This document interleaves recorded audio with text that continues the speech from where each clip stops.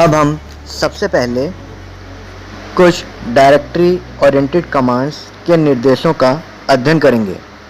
सबसे पहला निर्देश हमारा है ls, जिसे लिस्ट स्ट्रक्चर भी कहा जाता है। This command is used to display the names of the files and subdirectories in a directory. इस कमांड का प्रयोग किसी भी डायरेक्टरी के अंदर संग्रहित फाइलों और सब डायरेक्टरियों की सूची देखने के लिए किया जाता है। इस कमांड को विभिन्न विकल्पों के साथ भी प्रयोग किया जाता है, जैसे कि कुछ विकल्प नीचे दिए गए हैं। दूसरा निर्देश mkdir है। This command is used to make और क्रिएट अ न्यू डायरेक्टरीज।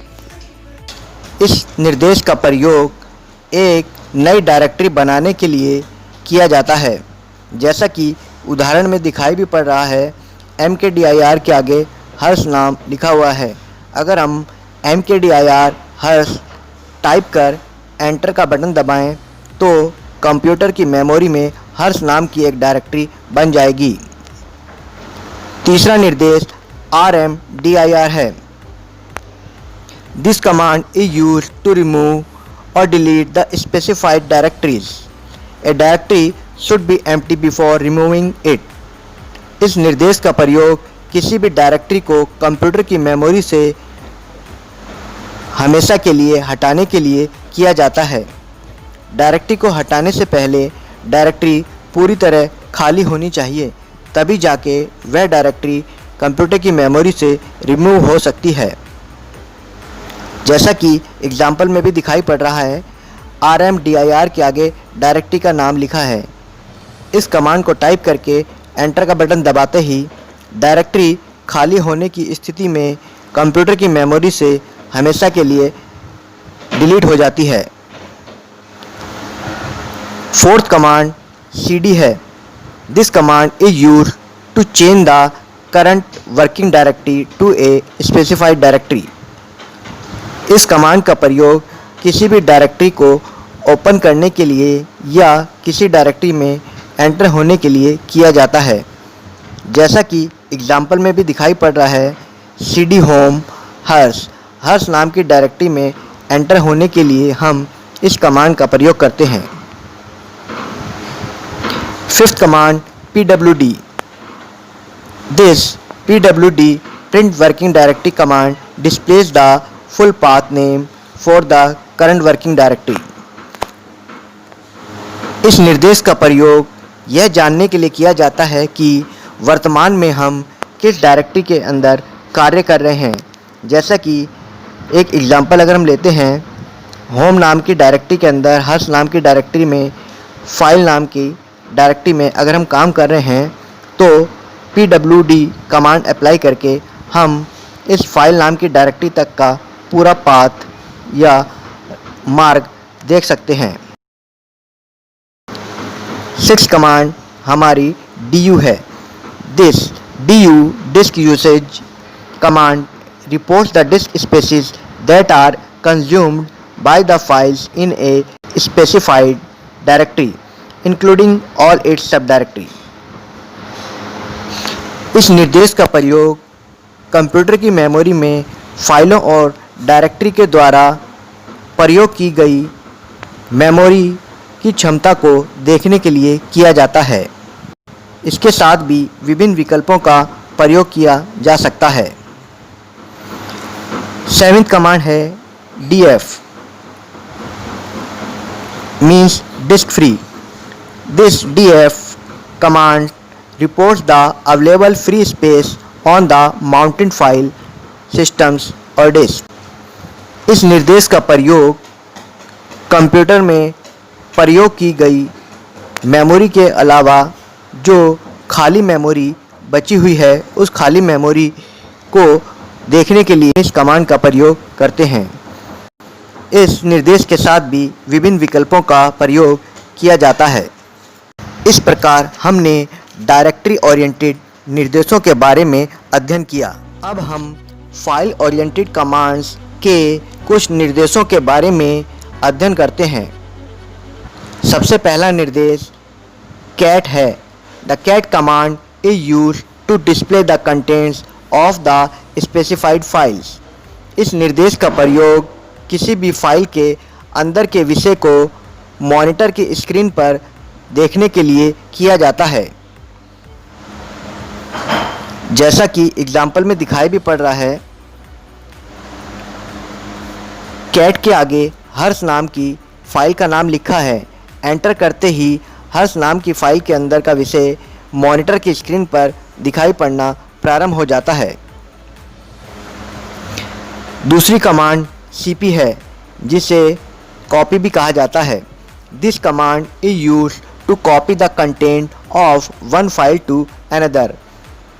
इस कमांड का प्रयोग एक फाइल के मैटर को किसी दूसरी फाइल में कॉपी करने के लिए किया जाता है, जैसा कि सिंटैक्स और उदाहरण में दिखाई भी पड़ रहा है। cp हर्ष पंकज। हर्ष नाम की फाइल के अंदर के मैटर को पंकज नाम की फाइल में कॉपी करने के लिए इस निर्देश का प्रयोग किया गया। तीसरी कमांड rm है। rm को रिमूव कहा जाता है। This command is use to remove और delete a file from the specified directory. किसी भी डायरेक्टरी से किसी फाइल को हमेशा के लिए हटाने के लिए rm कमांड का प्रयोग किया जाता है। जैसा कि उदाहरण में दिखाई पड़ रहा है, rm पंकज। पंकज नाम की फाइल को कंप्यूटर की मेमोरी से हमेशा के लिए हटाने के लिए इस निर्देश का प्रयोग किया गया। फोर्थ कमांड हमारी है mv। This command is use to rename और move a file from one location to another. इस निर्देश का प्रयोग किसी भी फाइल का नाम परिवर्तित करने के लिए या किसी एक फाइल को एक डायरेक्टरी से दूसरी डायरेक्टरी में ले जाने के लिए या स्थानांतरित करने के लिए किया जाता है। जैसा कि उदाहरण में दिखाई पड़ रहा है, mv पंकज आगे श्वेता लिखा है। इसका मतलब अगर श्वेता नाम की डायरेक्टरी कंप्यूटर की मेमोरी में है तो पंकज नाम की फाइल अपनी करंट डायरेक्टरी से श्वेता नाम की डायरेक्टरी में स्थानांतरित हो जाएगी। और यदि श्वेता नाम की कोई भी डायरेक्टरी नहीं है तो पंकज नाम की फाइल नाम परिवर्तित होकर श्वेता नाम से कंप्यूटर की मेमोरी में संग्रहित हो जाएगी। फिफ्थ निर्देश wc है। This command is use to count lines, words and characters of information stored on the specified file. इस निर्देश का प्रयोग किसी भी फाइल के अंदर की पंक्तियों, शब्दों और अक्षरों को गिनने के लिए किया जाता है। इस निर्देश के साथ अलग अलग विकल्प प्रयोग किए जाते हैं, जैसे L counts the line, W4 counts the word, C4 counts the characters. Example भी दिखाई पड़ रहा है एक, जिसमें लिखा है WCL नीरज। इस कमांड का प्रयोग करते ही नीरज नाम की फाइल के अंदर की लाइनों को यह कमांड गिनकर स्क्रीन पर डिस्प्ले करती है। इस प्रकार हमने फाइल ओरिएंटेड निर्देशों के बारे में अध्ययन किया। अब हम फाइल एक्सेस परमिशन कमांड्स के कुछ निर्देशों का अध्ययन करते हैं। सबसे पहला निर्देश chmod है। This command is used to change the file permission for an existing file. इस निर्देश का प्रयोग किसी भी संग्रहित फाइल पर फाइल परमिशन प्रयोग करने के लिए किया जाता है। फाइल परमिशन के द्वारा हम किसी भी फाइल के प्रयोग करने या प्रयोग ना करने की आज्ञा देते हैं। इस निर्देश के साथ विभिन्न विकल्पों का प्रयोग किया जाता है, जैसे एक्सेस सिंबल विकल्प के बारे में हम देखते हैं। Small r readable, small w writable, small x executable. इसका मतलब स्मॉल आर का प्रयोग फाइलों को केवल रीड करने अर्थात पढ़ने के लिए किया जाता है। स्मॉल डब्ल्यू राइटेबल अर्थात फाइलों को केवल राइट अर्थात उनमें लिखने के लिए किया जाता है। एक्स एग्जीक्यूटेबल अर्थात फाइलों को केवल क्रियान्वित करने के लिए किया जाता है। इस प्रकार हम फाइलों पर ये 3 परमिशन अप्लाई कर सकते हैं। दूसरा निर्देश ch on है। This command is used to change the owner of a specified file. Only the owner of the file and super user can change the file ownership. इस निर्देश का प्रयोग फाइलों के बनाने वाले व्यक्ति का नाम परिवर्तन करने के लिए किया जाता है।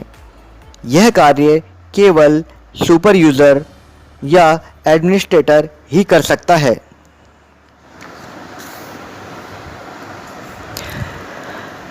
जैसा कि एग्जाम्पल भी दिखाई पड़ रहा है, ch on हर्ष xyz अर्थात xyz नाम की फाइल में अब हर्ष नाम के यूज़र को ऑनर बना दिया गया है। तीसरा निर्देश chgrp है। This command is used to change the group ownership of a specified file. Only the owner of the file and super user can change the group ownership. इस निर्देश का प्रयोग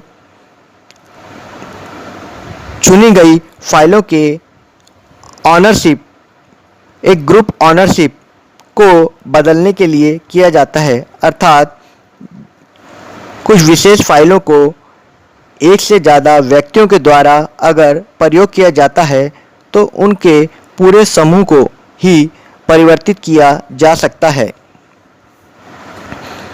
जैसा कि उदाहरण में दिखाई भी पड़ रहा है, chgrp blic abc.txt abc.txt file के ग्रुप ऑनर अब blic निश्चित कर दिए गए। Fourth command tail. This command display the end of the specified file. इस निर्देश का प्रयोग किसी भी फाइल के अंदर के विषय को अंतिम लाइन से ऊपर की तरफ देखने के लिए किया जाता है। उदाहरण में भी दिखाई पड़ रहा है, टेल +4 abc.txt abc.txt फाइल की अंतिम 4 पंक्तियों को देखने के लिए इस निर्देश का प्रयोग किया गया। टेल की अपोजिट कमांड जो 5th नंबर की कमांड है वो है head. This command displays the top of the specified file. इस निर्देश का प्रयोग किसी भी फाइल के अंदर की पंक्तियों को प्रारंभ से देखने के लिए किया जाता है। उदाहरण देखते हैं, अगर हम हेड -3 अजय डॉट डेट, इसमें अजय डॉट डेट फाइल की प्रारंभ की 3 पंक्तियों को कंप्यूटर स्क्रीन पर दिखाता है। इस प्रकार हमने फाइल एक्सेस परमिशन निर्देशों का अध्ययन किया। अब हम जनरल पर्पस कमांड अर्थात सामान्य उद्देश्य की कमांड्स के कुछ निर्देशों का अध्ययन करते हैं। इसमें पहली कमांड डेट है। This command displays the systems date and time. इस निर्देश का प्रयोग कंप्यूटर की दिनांक और समय देखने के लिए किया जाता है। दूसरा निर्देश who है। This command is used to displays the user who are logged on the system currently. इस निर्देश का प्रयोग नेटवर्किंग एनवायरनमेंट में यह देखने के लिए किया जाता है कि अभी अभी किस यूज़र ने अपना सिस्टम ऑन किया है। तीसरा निर्देश who am I. This command tells you who are you. Working on the current terminal. इस निर्देश का प्रयोग यह देखने के लिए किया जाता है कि नेटवर्किंग एनवायरनमेंट में हम जिस कंप्यूटर के सामने बैठकर कार्य कर रहे हैं उस कंप्यूटर का नोड नेम और लॉगिन नेम क्या है। Fourth command man. This command displays the syntax and detailed usage of Linux command which is supplied as argument। इस निर्देश का प्रयोग Linux के अंदर उपलब्ध विभिन्न Linux कमांड के बारे में हेल्प या सहायता लेने के लिए किया जाता है। अर्थात जैसा कि एग्जाम्पल में भी दिखाई पड़ रहा है, मैन डेट लिखकर अगर हमने, जैसा कि हम उदाहरण देख सकते हैं, मैन निर्देश के आगे डेट निर्देश को टाइप किया। इस निर्देश के बाद एंटर टाइप करते ही या एंटर की प्रेस करते ही मैन कमांड डेट के बारे में पूरा विवरण स्क्रीन पर प्रदर्शित कर देती है। अर्थात मैन कमांड के द्वारा किसी भी कमांड के बारे में हम जानकारी प्राप्त कर सकते हैं। पांचवा निर्देश LPR है। This command is used to print one और मोर फाइल्स ऑन प्रिंटर। इस निर्देश के द्वारा कागज पर प्रिंटर द्वारा हम किसी भी फाइल के अंदर के विषय को छाप सकते हैं। इस प्रकार हमने जनरल पर्पस कमांड्स के कुछ निर्देशों का अध्ययन किया।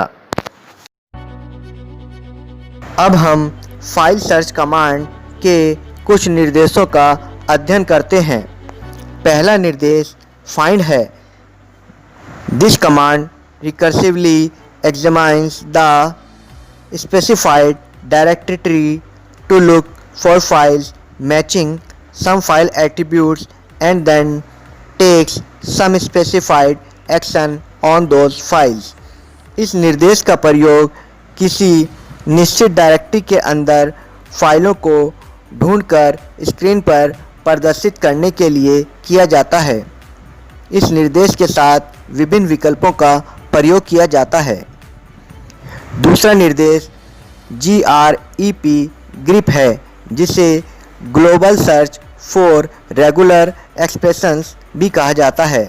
The grep command is used to search for a specified pattern from a specified file and displays those lines containing the pattern. इस निर्देश का प्रयोग फाइलों के अंदर के किसी विषय के आधार पर या किसी शब्द के आधार पर फाइलों को ढूंढने के लिए किया जाता है। इस निर्देश के साथ भी विभिन्न विकल्पों का प्रयोग किया जाता है। इस प्रकार हमने फाइल सर्च कमांड के कुछ निर्देशों का अध्ययन किया।